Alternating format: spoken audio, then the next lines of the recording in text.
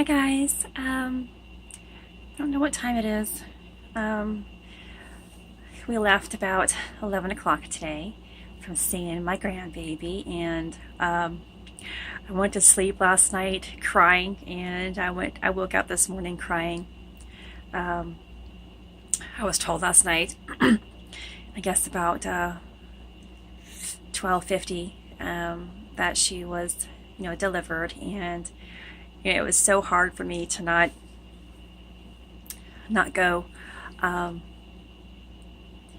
I wanted to be there. Of course, I wanted to be there the entire time for Amber and to help her along the way. She did have a little bit of complications throughout her labor, and I just wanted to help her and to let her know that I love her um, by being there. But as the time progressed, I began to realize that I wanted so much to be there for my own selfish reasons, of course, because of my own love that I have for both of them, and then my grandbaby. But this is their experience in life, and although it is their choice to allow me to be there with them, and they're more than welcome to have me there, it was a hard choice for me to not go and just allow them to, take in that special moment of the joy that they have just brought into this world, and create a long-lasting memory without any further, interruptions with people around. She had her mom there, so I knew she was taken care of anyway, and I have the rest of my life to spend some time with Sky. So I was torn between going last night and torn between staying. But I knew that I think it was the right choice to just stay home. And also, I didn't want to just be there for a few minutes before they all had to have rest. So that was another reason why I stayed home. And she is so small. Um, the pictures that I received made her seem like she was like 7 pounds or more, but she's only five and some change. And when I held her and touched her, I just couldn't imagine. I can't remember how small my son was, because he was always wrapped up in blankets. Because he was born premature and only a little over a pound, almost 2 pounds, and yet he was taller than his little girl is now, at 21 inches long.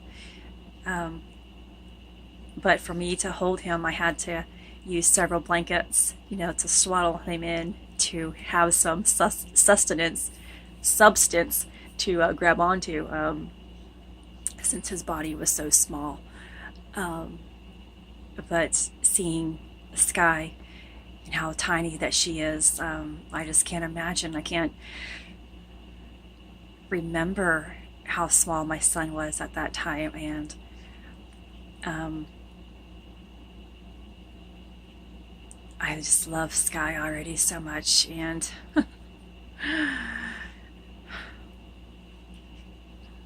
she is so adorable. The tiniest little ears, the biggest feet, just like my son. But I have big feet too, so but we've always messed with Alec about having hobbit's feet. Since Lord of the Rings is one of our favorite movies, so we was a kid about that. And her nose, I think, is going to be our nose, the Porter nose. But she, I think she has Alec's chin and my chin. Her mom's adorable, cute cheeks, chubby cheeks, and her mom's eyes. I can see. I know she's going to change so much in the next few months. And I guess I also just wanted to say something about the blessings of a child. The Bible talks about bless the woman who can carry a child within her womb. And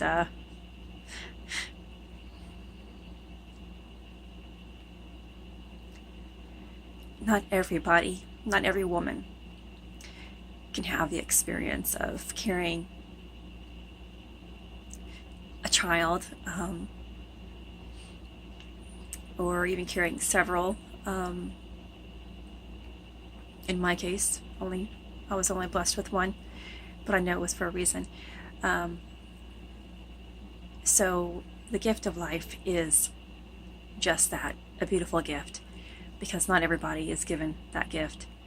And the Bible is always teaching us about being like children. And that's something that has occurred to me about what that truly means is, we as adults think that we are supposed to protect our children and secure them from all the evil that's within this world. And we tell them not to do this, not to do that. And my lesson in life really is what my son has taught me.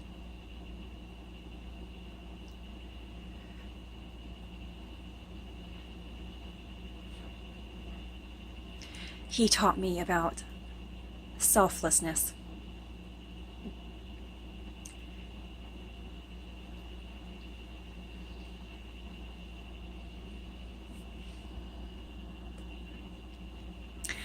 Sorry, I had to pause here for a minute.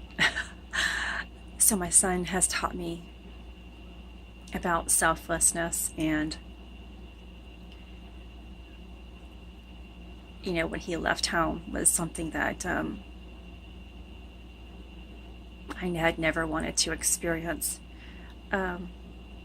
He was such a huge part of why I stayed alive in this world. But because he was so selfless in his actions, it taught me how to be selfless within my own love for myself, self-love, self-acceptance, self-worth, self-value.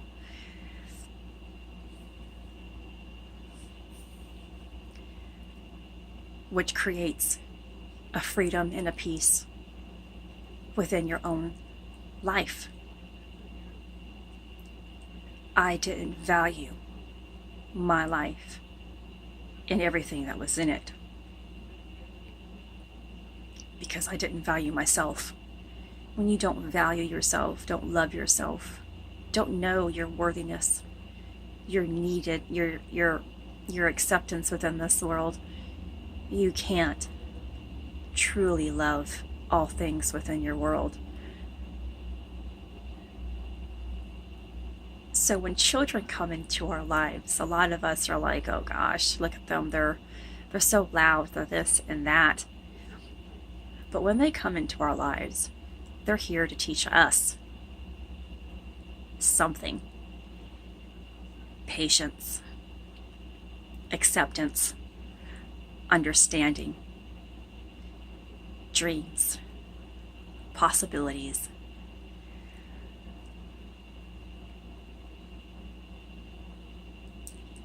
And the willingness to be teachable.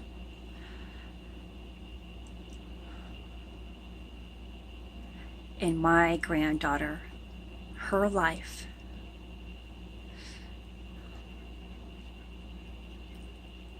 is also teaching me something.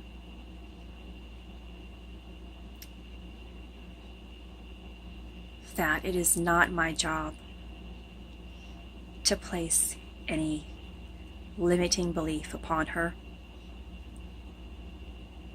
It is my job to nurture her complete existence and to always make her feel worthy of herself.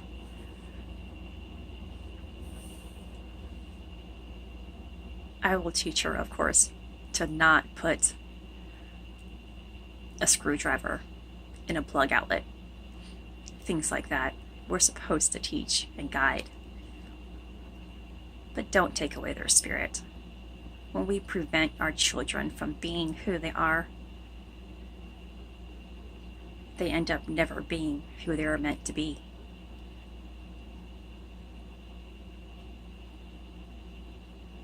And that's my lesson for today. This is Christy, sending you so much love, health, and healing your way. I am bringing purpose to your life. Take care.